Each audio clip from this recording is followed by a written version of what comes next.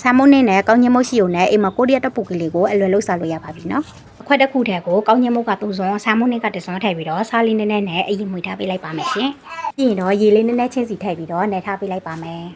ဒီလိုမျိုးတော့ပီကူချောင်းကိုအတူစီကတော့ကိုစိတ်ကြိုက်လို့ရပါတယ်ရှင်ရေအိုးတက်ပြီးတော့တစ်ခုချင်းစီထည့်ချပေးလိုက်ပါမယ်မြန်မာမုံလုံးရေပေါ်လို့တလို့ပဲကြက်လို့ရှိရင်အပေါ်ကိုပေါ်တက်လာပါတယ်ရှင်နဲ့တစ်ခုကတ်မသွားရအောင်လို့ရေလေးနဲ့စိတ်ထားပေးလိုက်ပါမယ်နော်ခွက်တစ်ခုတည်းကိုကြက်သားမိုးတကြားပန်းငါပြရည်ကြီးနဲ့ကိုရီးယားငရုတ်သီးနှိမ့်လေးထည့်ပြီးတော့ရေလေးနည်းနည်းနဲ့မှွေထားပေးလိုက်ပါမယ်ရှင်ကိုရီးယားငရုတ်သီးနှိမ့်လို့နေလေသူစားတီကောက်မှတင်ထားပေးပါတယ်နော်အိုးထဲစီထဲကြက်တော်ဖြူနည်းနည်းနဲ့သားချောက်ကိုအရင်ကြော်ထားပေးပါမယ်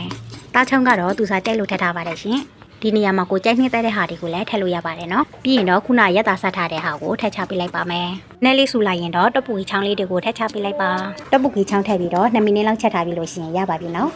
ကျုပ်ပြုတ်လေးနဲ့နှမ်းဖြူလေးထည့်ပြီးရင်တော့ရက်သားရှိတဲ့တပူကြီးလေးရပါပြီရှင်အားလုံးပဲကြမ်းမှပျော်ရှင်ကြပါစေ